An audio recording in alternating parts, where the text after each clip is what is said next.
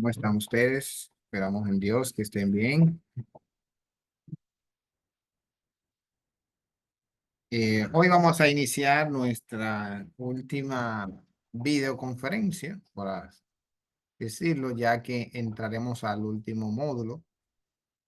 Digo último encuentro así virtual, pero seguiremos trabajando a través de la plataforma, ya que a partir de esta semana los contenidos estarán colgados en este su último módulo. Me gustaría que pudiéramos observar el desarrollo de lo que es nuestro programa, hacia dónde nos dirigimos, cuál es la programación que tiene y que así pudiéramos evaluar todo su trabajo. Quiero pedir algunos la comprensión porque quizá pidieron corrección y les dije que me dieran esta semana para hacer una sola corrección, ya que algunos me han enviado prácticas. Es lo importante que estén ahí, que yo estaba esperando reunir un buen grupo porque tenía que estar corrigiendo un día sí, un día no. Entonces es mejor dejar que completen y así hacer una sola corrección. De todos modos, el módulo de instalación de Windows Server eh, termina hoy y empieza el 23. Empezamos hoy lo que es la instalación y administración de Linux. Ya este es el inicio de este último módulo que terminaría la primera semana de enero, día 4. O sea que lo que nos quedaría del 23 en adelante ya sería una semana y 3 días. Una semana y 3 días para terminar con este módulo. Este módulo en el que ustedes van a trabajarlo. Yo estaba observando aquí en su programación que después de Linux, ustedes tienen un módulo que se llama emprendimiento. No me han certificado para darlo, pero supongo que algún docente dará ese módulo. En cuanto a mí concierne, yo trabajaré hasta aquí, que este es mi último módulo, instalación y administración de Linux Server, cuyo módulo tiene un objetivo principal. Al finalizar este módulo de aprendizaje, las personas participantes, en este caso ustedes, estarán en la capacidad de instalar sistemas operativos y software de servidor basado en GNOME o GNU Linux bajo supervisión y responsabilidad. ¿Cuáles temas veremos? Veremos temas como la instalación y configuración del sistema operativo Linux, cómo configurar el disco, sus particiones, formato, cómo instalarlo y que su ambiente de trabajo. Trabajaremos con el paquete Debian, que es de open source, y ya veremos su aplicación de qué podemos hacer o cuáles servicios podemos implementar. Aquí están los fundamentos básicos de lo que es el sistema operativo Linux, este con el que vamos a trabajar durante esta semana y que corresponde al módulo de Linux Server. Muy interesante.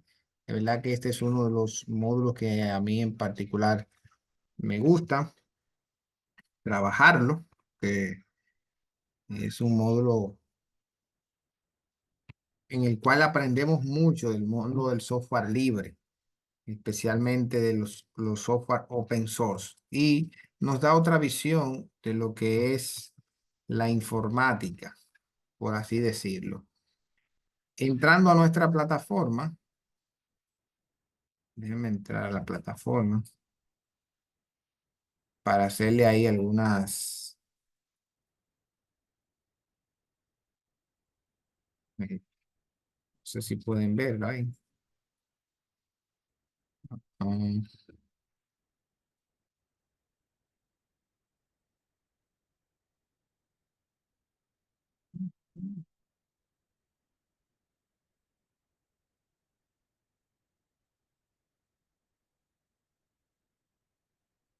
vamos a ver.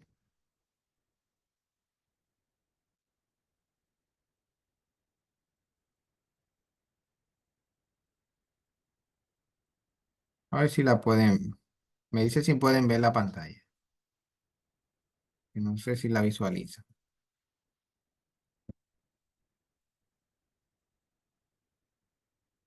¿Pueden verla? Sí. Ah, ok.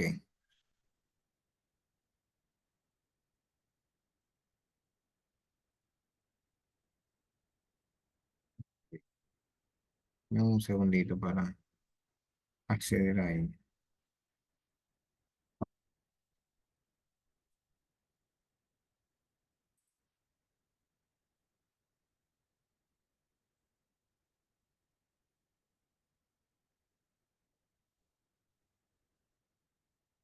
Entonces, quiero que revisemos el contenido de ese módulo.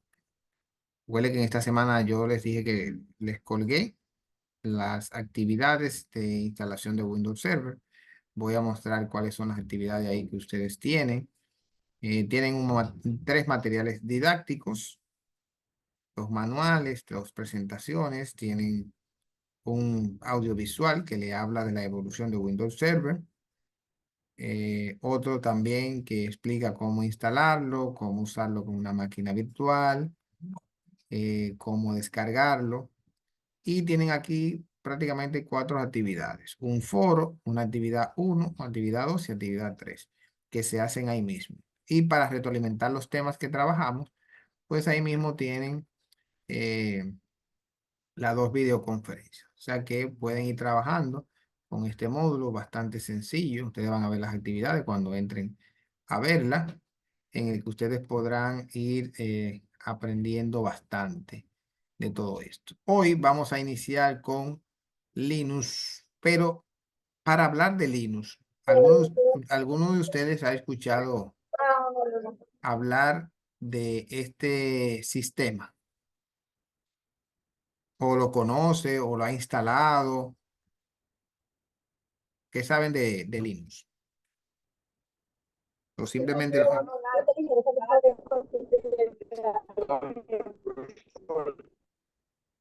Samuel lo ha usado. He visto. Es que el Linux este es open source, es gratis. Sé que tiene una opción que es así como Wii, directamente, ¿no? Que es la ventana, o gráfico. Tiene versiones que son mayormente de código, pero no nunca lo he usado casi completamente, no sé está bien. Yo le digo al teléfono alguna que fue una pasarela, así una vez, pero no lo sé. Y los heavy. Ok. Hoy vamos a aprender, gracias. Hoy vamos a aprender cómo usarlo, cómo instalarlo, incluso con una máquina virtual. Pero antes tenemos que aprender, señores, de dónde viene todo esto, el origen de Linux, por qué Linux. Esto es importantísimo y quiero que hagamos actividad esta noche.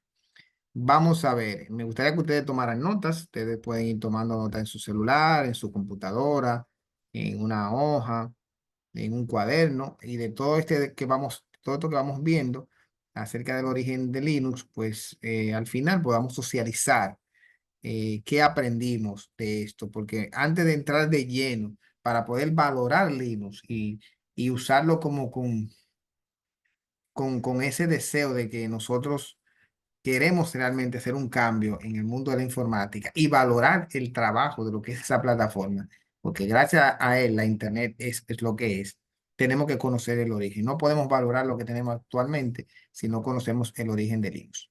Así que por favor, tomen notas. Déjenme compartir el audio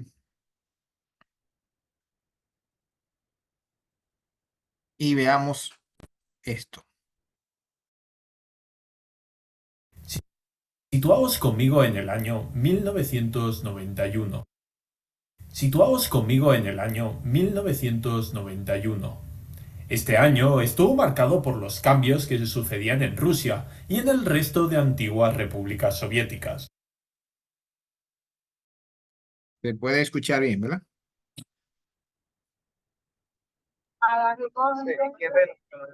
Ok, a ver. Pero no vengo a hablaros de eso.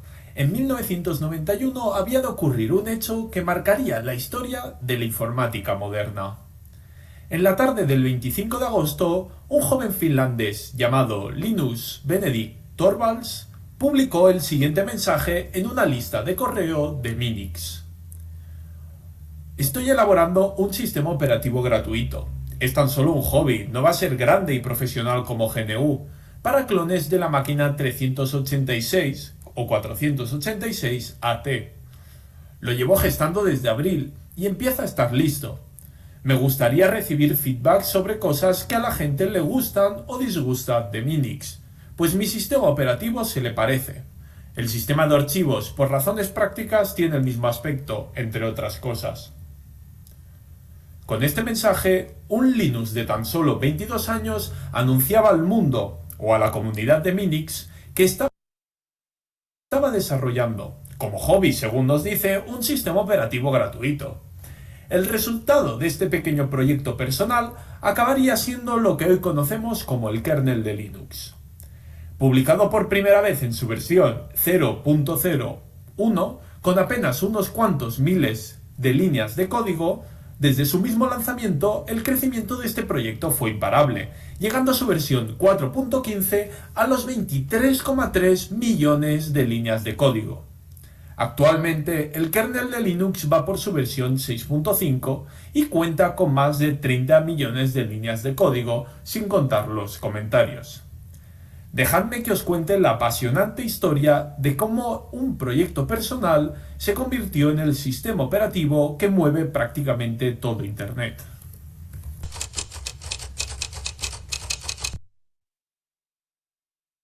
Para empezar a entender por qué en 1991 un chaval finlandés se puso a programar un sistema operativo, debemos explicar los tres hechos clave que le llevaron a ello: Unix, GNU y Minix. Empecemos hablando de Unix. Para ello tenemos que situarnos aún más temprano en el tiempo, 20 años antes del desarrollo de Linux, en 1970. En ese año, Ken Thompson y Dennis Ritchie, legendarios programadores de los laboratorios Bell e AT&T, lanzaron el sistema operativo Unix. Dejadme pero hacer aquí un inciso para aclarar algunos conceptos que irán apareciendo a lo largo de este vídeo. Recordemos que el sistema operativo es el conjunto de programas de cualquier sistema informático que se encarga de gestionar los recursos del hardware y de proveer y ordenar los servicios del software. En términos más simples, el sistema operativo es la capa intermedia entre los programas de uso diario y el hardware. Es un gestor que se encarga de asignar los recursos que tiene la máquina a los diferentes programas, sin que los programadores tengan que actuar directamente sobre el hardware.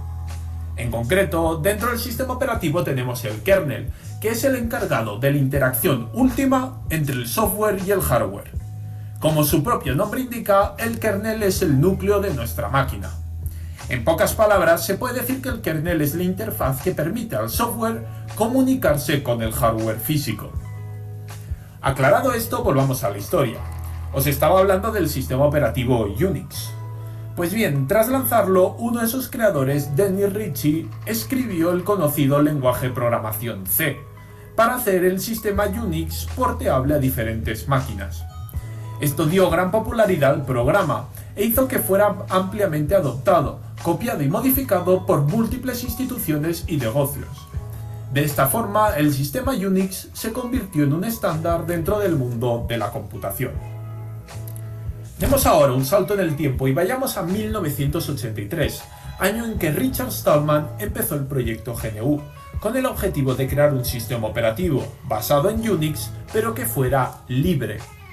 Si no sabéis exactamente lo que es el software libre, os dejo por aquí un vídeo en el que expliqué en detalle lo que es y las ventajas que tiene frente al software privativo. En pocas palabras, el software libre es aquel que respeta las libertades básicas del usuario, permitiéndole modificar y redistribuir el código, mientras que el software privativo es aquel que no es posible redistribuir o modificar.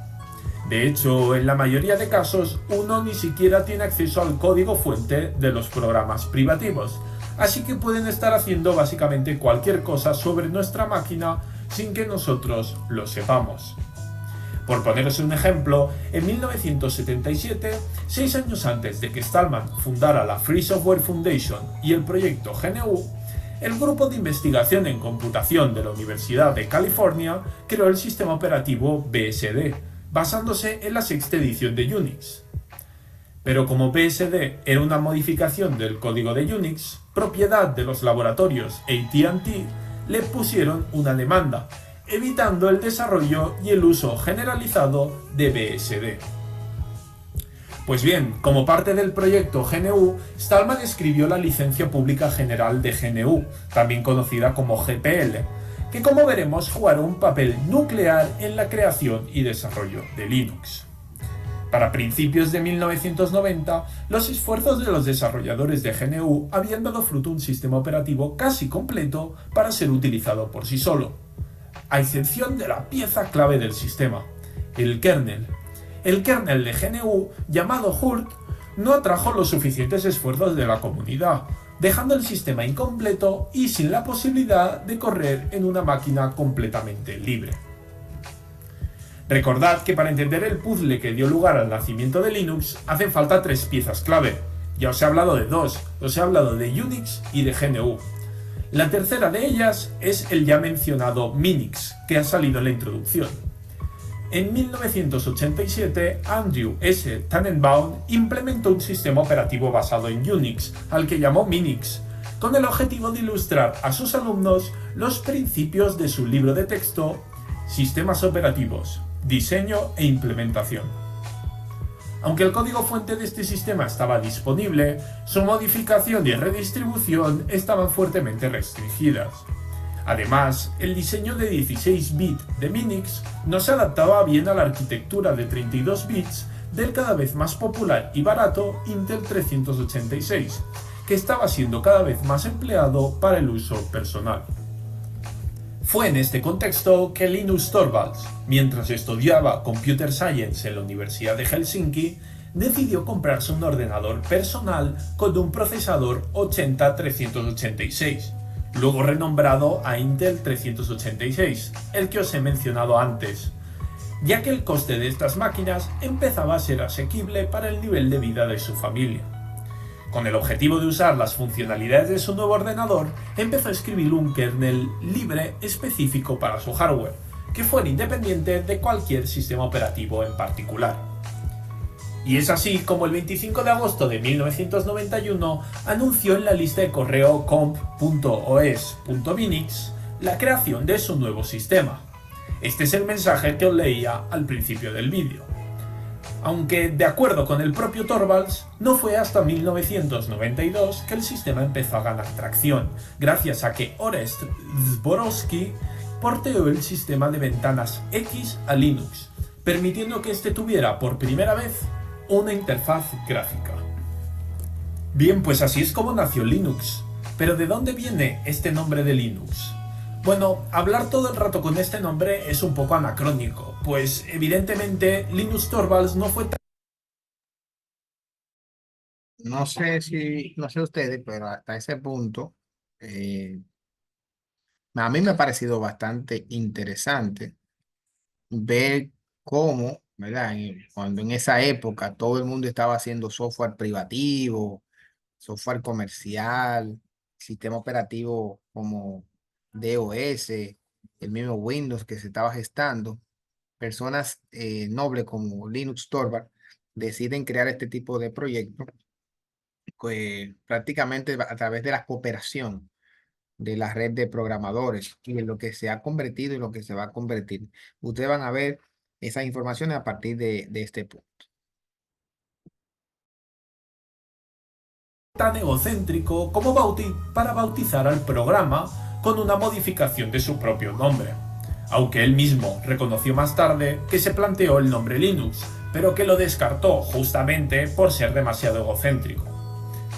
En un primer momento, Linus Torvalds quiso llamar a su creación Freaks, una mezcla de las palabras free, libre, freak, o sea, friki, y la invariable X como homenaje al sistema Unix en el que se basaba. Durante medio año, los archivos del código del sistema tuvieron el nombre de Freaks. Pero esto no duró mucho. Para facilitar el desarrollo, dichos archivos fueron subidos a un directorio FTP en 1991. Ari Lemek, de la Universidad Tecnológica de Helsinki y uno de los administradores voluntarios de este sistema en sus orígenes, no creía que Frix fuera un buen nombre. Y probablemente no estaba solo, ya que permitidme decir que Frix es un nombre bastante malo. Así que decidió unilateralmente renombrar el proyecto en el servidor como Linux. Poco más adelante, Torvalds consintió en que se llamara así al sistema. De hecho, para mostrar a la gente cómo se debía pronunciar la palabra Linux, él mismo incluyó un audio en el código fuente del sistema. Escuchemos al propio Linus Torvalds que nos decía: Hello, this is Linus Torvalds and I pronounce Linux as Linux. La licencia bajo la que se distribuye Linux es uno de los puntos fuertes de su éxito. Al principio, Torvalds publicó el kernel de Linux bajo su propia licencia, la cual tenía restricciones en la actividad comercial. No obstante, con la definición que os he dado al principio, debería de quedar claro que un kernel en un ordenador por sí mismo no hace gran cosa. Necesitamos programas para poder hacer nuestras actividades del día a día. Así lo reconoció el propio Torvalds en las notas de la primera versión del kernel de Linux. Añadía en estas notas que el software pensado para funcionar sobre el kernel de Linux era principalmente del proyecto GNU, bajo la licencia GPL que os he mencionado al principio. Por ejemplo, la primera versión del kernel de Linux incluía un binario con la shell bash de GNU. Tras un tiempo, Linus decidió publicar la versión 0.99 bajo la mencionada licencia GPL. Tanto los desarrolladores de GNU como los de Linux trabajaron en integrar las componentes de GNU en Linux, con el objetivo de crear un sistema operativo completamente funcional y libre. Torvalds ha declarado en una ocasión que dar a Linux la licencia GPL fue lo mejor que ha hecho nunca. En esta misma línea, en el documental Revolution OS, preguntado por el dinero que podría haber ganado haciendo de Linux algo comercial al estilo Bill Gates, dijo que no se arrepentía de haberle dado una licencia GPL, que este hecho era la clave de su éxito. Sin eso, añadía, no hubiera ganado más dinero. De hecho, seguramente no hubiera ganado nada, ya que nadie utilizaría Linux. Otro kernel libre se hubiera impuesto, por ejemplo el propio Hurt del que os he hablado antes. Creo que con estas palabras del creador queda claro por qué al hablar de los antecedentes le di tanta importancia al surgimiento de la licencia GPL. Sin duda, este fue un paso previo imprescindible para la existencia de Linux. ¿Linux o GNU Linux? ¿Cuál es la diferencia? ¿Es Linux erróneo y se debería usar siempre GNU Linux? Bien, tal y como os he contado, Es importante que a partir de aquí podamos ver en las diferentes distribuciones, porque vamos a observar cuáles son las distribuciones. Siempre vamos a encontrar el GNOME, ¿verdad? Como se pronuncia en inglés, el GNU, que es como que son un complemento uno del otro. Tanto la parte del kernel, que permite la interacción, como las diferentes distribuciones. Por eso vamos a encontrar diferentes distribuciones de Linux y cuáles son las más famosas. Nosotros vamos a trabajar con Debian, pero está Red Hat, está Fedora, está Ubuntu, que son diferentes distribuciones de Linux y cada uno tiene sus desarrolladores y sus ventajas y desventajas también. Pero es importante que entendamos el por qué siempre vamos a ver esas palabras de Linux y GNOME. Ya sabemos que fue por la licencia que le otorgó para que trabajara la parte gráfica del sistema y la parte de distribución no gratuita, sino free, o sea, libre de licencia, que es muy diferente. Linux no es más que un kernel. Es verdad que esto constituye el núcleo de un sistema operativo, pero solo con el kernel no podemos realizar ninguna tarea práctica en nuestra máquina. Para poder usar el kernel de Linux y tener un sistema operativo completo, es necesario usar el software del proyecto GNU, u otro, pero este es el más común y es el que encontraréis en todas las distros populares. De hecho, también ocurre lo contrario. Casi siempre que se usa el software GNU es sobre un kernel de Linux, aunque a veces se usa sobre Hurt, todo hay que decirlo. Todo esto ha hecho que el proyecto Debian, por ejemplo, O sea, para que lo podamos entender, Linux corresponde a la parte no gráfica del sistema. Quien hace la interacción entre la computadora y la parte gráfica o el software lo hace GNOME o GNU con sus diferentes distribuciones.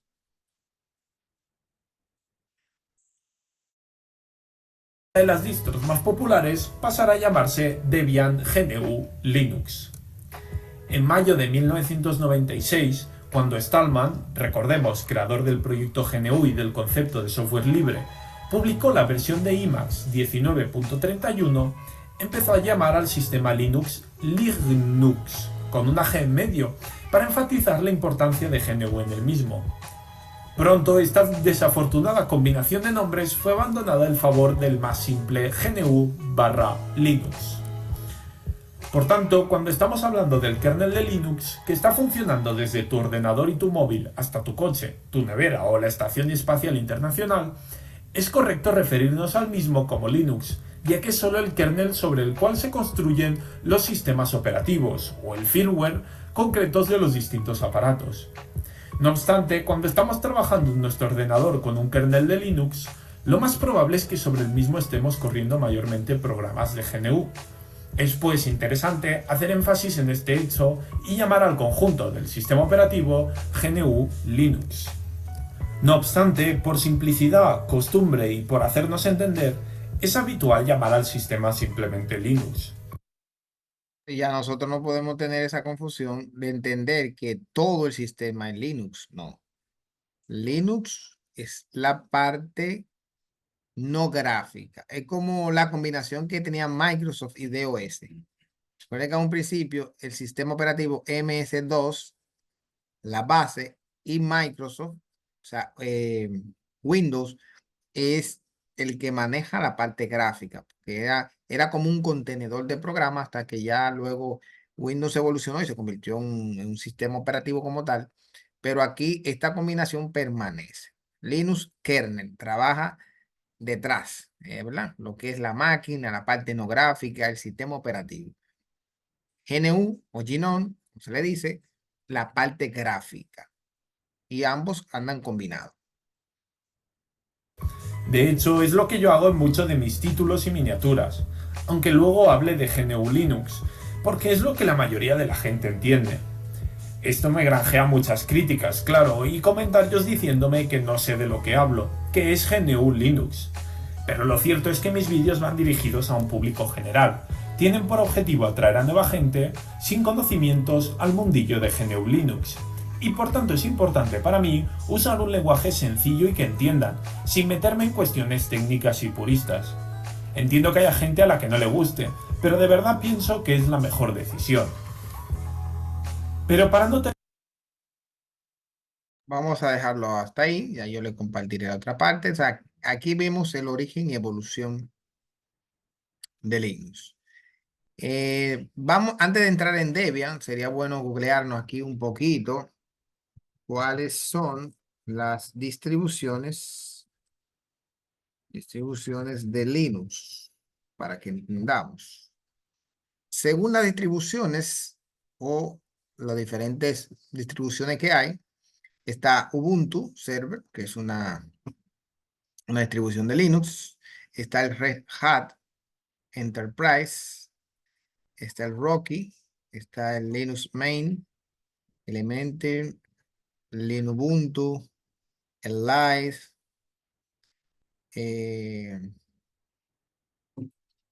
Me faltan ahí, me falta Fedora. Vamos a ver si hay más. Me falta mucho. Me falta Debian, Ubuntu, ¿verdad? Su característica principal, la compatibilidad con diversos programas, arquitectura, generalmente para equipos de bajo rendimiento, utilizado mucho en Asia y en África. El Red Hat Enterprise, su característica, tiene ya 10 años de soporte, y tiene sus parches, ¿verdad? O sea, hace actualizaciones constantemente. El Rocky también tiene una alta puntuación en cuanto a su desempeño. El Mind el S, Elementary. Me falta el Ubuntu, Linux Lite, Antic. Me falta el Linux Fedora, que esa es una de las versiones más estables que tiene. Y está también con la que vamos a trabajar, que es Linux Debian. Debian. Esta, Linux Debian, que es con la que vamos a trabajar. Entonces podemos contabilizar cuántas distribuciones de Linux existen. A ver. Dice que hay más de 500 distribuciones. Hay unas que pues, le mencioné las más comunes, pero hay más de 500 distribuciones de manera independiente porque de software libre y muchas personas lo usan. Los más populares son esas que ya le mencioné: Ubuntu, Debian, Fedora, Sunset, en fin. Pero tiene más de 500 distribuciones que todo, y son escalables, muy estables, por cierto. En este caso, la distribución que vamos a usar es Ubuntu. Sí, Génesis. Adelante, dígame. Sí, profesor. Eh, yo estuve viendo como que no era muy común. O sea, ¿qué uno hace para conseguir el Linux? Correcto. De hecho, es más común de lo que nosotros imaginamos. Lo que pasa es que al no ser comercial, los gobiernos en América Latina, por lo general, hacen alianza con Microsoft. ¿Y qué dice Microsoft? Yo, por ejemplo, como hicieron aquí en el Ministerio de Educación, ustedes me dan una cantidad de dinero X y yo le doy equipo con el sistema operativo y las licencias. Por ejemplo, hacen acuerdo con Dell, con HP y otras marcas. ¿Y Microsoft qué le dice a ellos? Eh, Le voy a dar una parte de las ganancias y Microsoft instala Windows en esas máquinas. Entonces, Windows es como el más comercial, el más popular y que le hace entender a la gente que es el único sistema operativo que hay. Entonces, como el mundo del software libre, hay un movimiento enorme en el mundo del software libre. Incluso yo le voy a mostrar la página de la fundación. Aquí mismo en República Dominicana hay una fundación de software libre que te enseñan cómo usarlo, a programar y todo. De hecho, Fundación de Software Libre en República Dominicana. Está por el lado de la UAS. Cuando yo estaba en la universidad, en esa fundación, yo recibí varias capacitaciones. Ustedes van ahí, lo capacitan. eh, Creo que está cerca de la UAS, en la fundación de ellos. Entonces, ¿qué pasa con el mundo del software libre? Paradójicamente, estos software y este sistema operativo de Linux, señores, son lo que sostienen las empresas, son lo que sostienen los servidores y son lo que sostienen prácticamente Internet. Sin embargo, no son los más comerciales. Entonces, cuando las empresas necesitan un sistema operativo fuerte, no usan Windows, usan Linux, usan Unix. Entonces, y lo bueno es que esta fundación ha ido creciendo. Incluso tienen una academia en el cual ellos imparten y dan cursos, o sea, que de software libre dominicano. Hay un montón de software libre que podemos utilizar, que no necesitan licencia, porque el objetivo del software libre no es regalarlo, sino compartirlo, modificarlo. Ese es el objetivo del software libre. Entonces, ¿cómo utilizamos Linux? Se instala como cualquier sistema operativo. Ahora, vamos a aprender a instalarlo. Yo le voy a enseñar cómo instalarlo y cómo conseguir cualquiera de las versiones, independientemente, sea cual sea. El que vamos a utilizar es Debian. Que yo necesito que ustedes por lo menos tengan unos conceptos bases de Debian antes de empezar a usarlo. Que en Debian, por ejemplo, fue un proyecto que empezó por allá por los años 93, 94, 95 y se ha mantenido hasta el día de hoy. Y fue una de las primeras versiones, es uno de los paquetes más distribuidos por la facilidad que tiene Debian. Estos proyectos por lo general tienen su fundación, tienen una organización en el que están en constante renovación y van cambiando de directores. Ahí son los directores del proyecto Debian. El último fue en abril del 2013 hasta la fecha. Pueden encontrar en debian.org, que es una distribución de ese sistema operativo muy estable, libre de virus, de un sinnúmero de cosas. eh, Su estabilidad, sus aplicaciones, todo lo que ustedes necesitan saber acerca de este sistema operativo, yo se les voy a compartir esta presentación. Aquí, por ejemplo, estos sí son cosas que debemos saber. Por ejemplo, el slash que se utiliza por ejemplo, en Windows utilizamos el disco C como disco raíz. Aquí se utiliza la barra invertida. Y a partir de ahí, los directorios principales.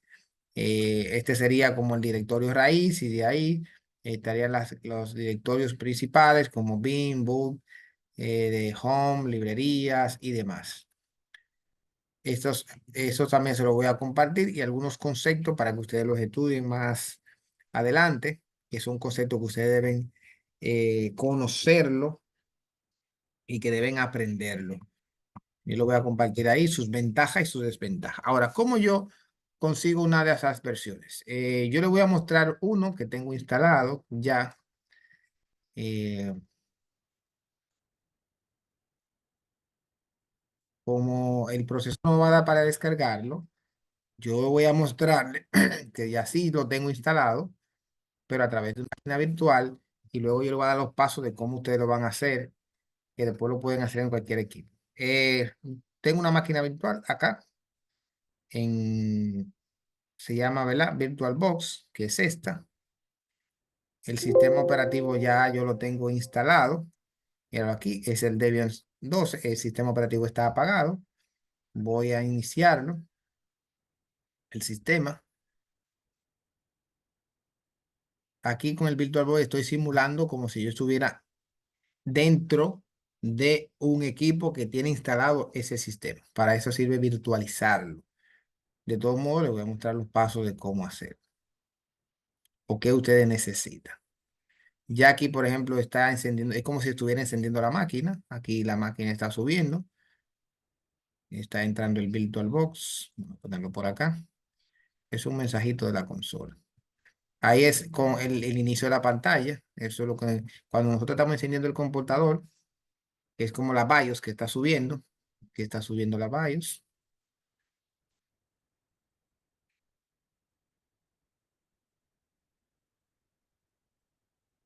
Ajá.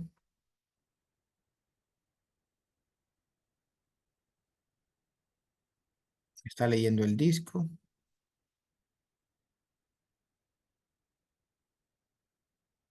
Vamos a dar un minutito.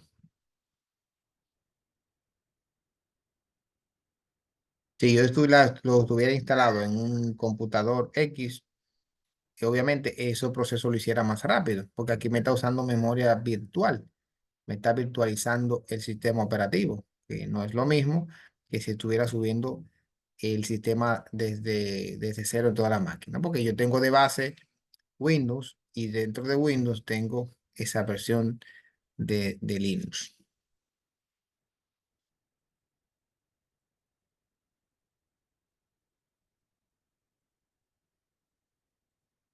Vamos a ver. Si no es que... Ok, observen que ya yo estoy dentro del sistema. Ese es mi usuario que yo pude crear. Eso es como el login. Voy a colocarle la clave que yo le puse. El sistema operativo, ahí se está logueando. Yo quise instalarlo para mostrarlo porque el proceso es un poquito largo y dependiendo del internet, las aplicaciones que ustedes van a descargar le va a tomar más tiempo. Entonces yo voy a mostrarlo, luego le daré los pasos de cómo hacerlo, para que así lo hagan ya más despacio. Que va a depender también y es muy estable. Entonces cualquier máquina usted le puede desinstalar Windows e instalarlo. Ok, ya yo estoy aquí en mi escritorio. Miren acá las aplicaciones que yo tengo. Aquí está Mozilla, aquí están las demás aplicaciones. Puedo instalar mis procesadores de texto. Este es mi escritorio. Puedo ir al escritorio. ¿Ok? Aquí estoy en el escritorio de trabajo. No tengo carpetas creadas ahí, pero yo puedo, este es mi escritorio.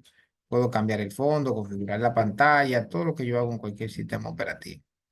Por ejemplo, aquí no hay menú de inicio, sino que el menú de inicio se llama, por ejemplo, actividad. Voy a abrir Mozilla, que es una aplicación para buscar página, un navegador, perdón.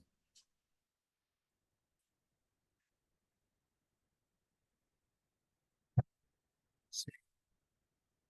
Vamos con Firefox. Ya eso es para configurar el escritorio. No necesito eso. Voy a cerrar eso.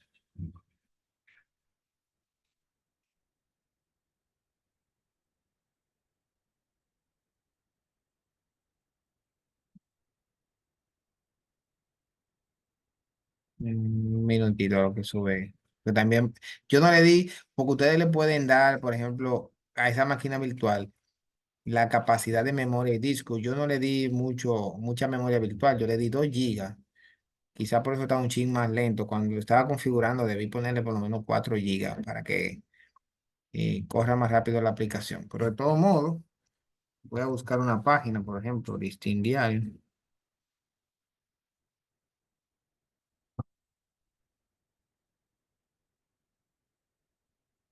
Vamos a Google.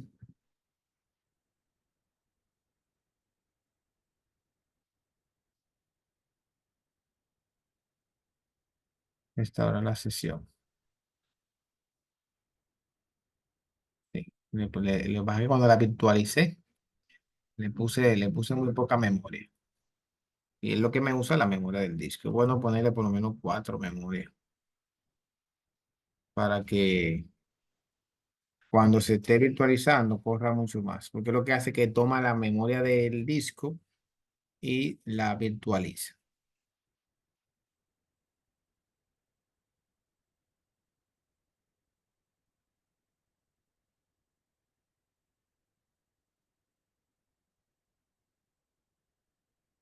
Mi conexión a internet.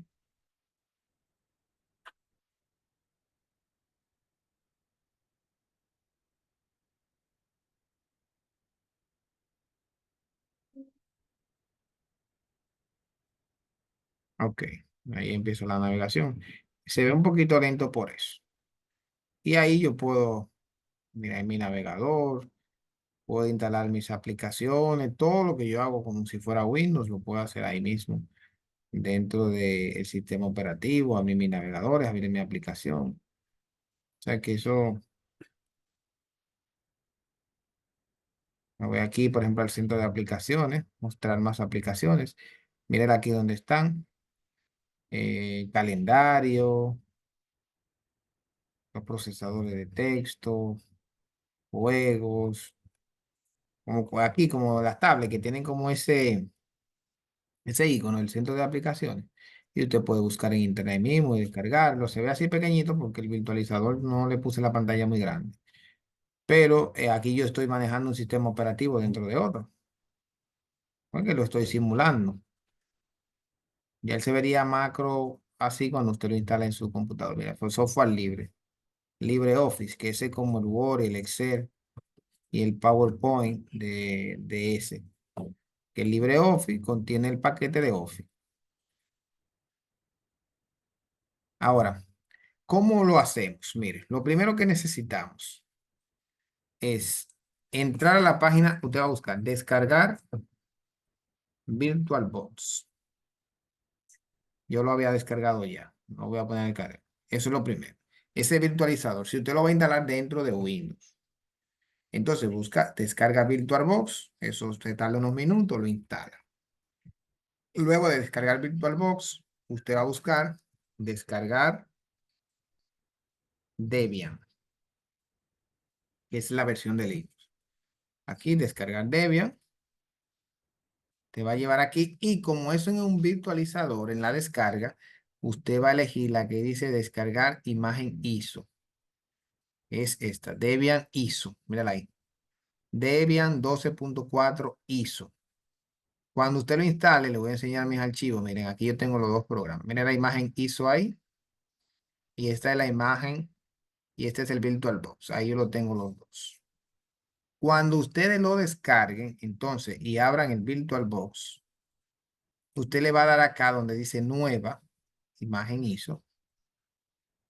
Y va a cargar el sistema operativo por aquí. En la carpeta.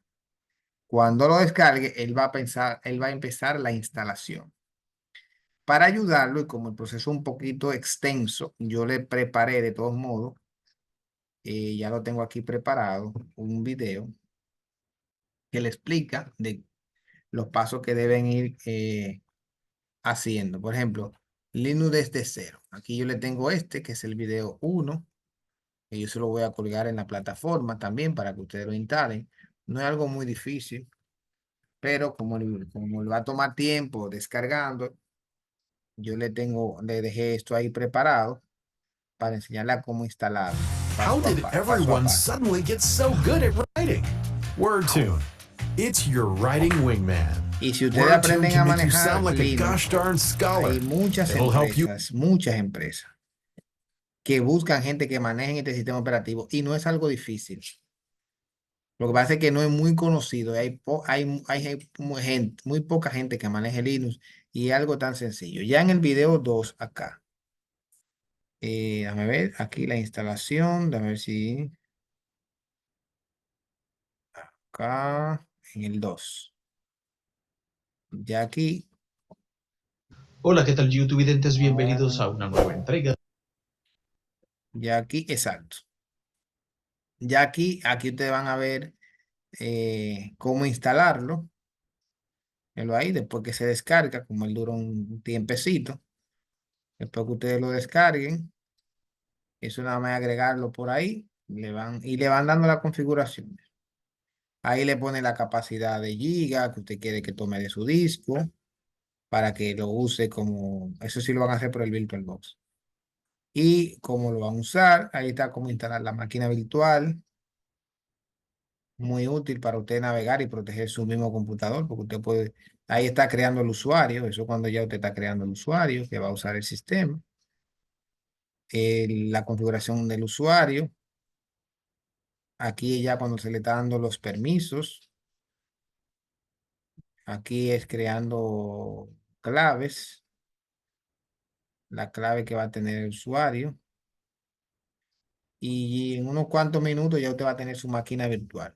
Ya después más adelante veremos cómo instalar software, cómo instalar el programa. ¿Qué le voy a dejar disponible? Le voy a dejar los dos enlaces, el de Debian, de dónde descargar la imagen ISO, el VirtualBox y un instructivo de cómo instalarlo paso a paso para que usted pueda virtualizar su sistema como yo lo tengo aquí virtualizado. Y así usted puede usar, mírenlo ahí. Aquí yo estoy utilizando un software libre de procesador de texto, miren, para construir presentaciones. O sea, un sistema operativo muy completo. Si usted usa Windows, no tiene que tener miedo, porque en el entorno gráfico es muy similar a lo que nosotros hacemos en Windows. Mira que, míralo acá, aquí ya yo estoy creando una presentación. Míralo acá. Muy profesional. Es el PowerPoint de Linux. Ahora, si usted lo quiere directamente en la PC, voy a apagar la máquina virtual. Lo puede instalar. Yo lo virtualicé para no tener que desinstalar mi Windows, como no tengo otro equipo y no voy a desinstalar Windows para instalar Linux, entonces ahí tendría que configurar todo. Puedo virtualizar, pero la instalación es igual. Si usted no decide una imagen ISO, puede descargar la versión booteable en una memoria, lo pone ahí y a su equipo usted se lo instala. Pero para fines de práctica y conocer el sistema, es bueno practicar con el VirtualBox, que es como virtualizar el sistema, y ahí uno aprende a configurarlo, aprende a usar las aplicaciones, por el Word, el Excel, el PowerPoint de ellos, cómo crear carpetas, todo los fundamentos que uno tiene de Windows lo puede aprender con este virtualizador. Y así aprendemos a usar el sistema. Y en la misma instalación te va enseñando cómo particionarlo, cómo él mismo particiona, que eso es parte fundamental de lo que nos dice en el capítulo 1, que se va a aprender, que no es más que simplemente configurarlo e instalarlo. Que eso ahí ustedes lo van a encontrar. Y nos dice que vamos a utilizar Debian, que es un software libre. Entonces, ahí vamos a conocer los fundamentos. Me gustaría que como nos tuvimos una conferencia el, el martes, de todos modos yo voy a estar colgándole videos en la plataforma, yo le voy a dar seguimiento. Y aquí en adelante ustedes van a trabajar directamente en plataforma. Me pueden textear, escribir por la plataforma o por WhatsApp. Los pasos que siguen de aquí en adelante son muy instructivos. Y como cada módulo que hemos estado trabajando, hay muchas cosas que aprender, va a depender de ustedes. Y señores, seguir firme, que ya este es nuestro último módulo y prácticamente nos falta por trabajar 2 semanas y verlos a ustedes graduarse ya. Es importante sacarle provecho a todo este contenido que nos trae este hermoso módulo de Linux. Es un tema muy interesante y ustedes conocerlo y empezar a profundizar en ello puede simbolizar un cambio en su carrera para lo que decidan aprender cada concepto. Recuerden que mi papel es ser el facilitador, el que le guía el conocimiento. No puedo aprender por ustedes, pero sí puedo decirles qué aprender y qué tienen que aprender. Y ese es mi papel. Así que, señores, es todo por esta noche. Si tienen dudas y preguntas, saben que estoy abierto a ellas. De lo contrario, quedamos despedidos y nos estaremos viendo y trabajando a través de la plataforma en estas 2 semanas que nos quedan. Deseándole éxito, felices fiestas, coman mucho, gasten poco. Así que bendiciones para ustedes. Gracias, profe, igualmente. Igual, bye bye. Bueno.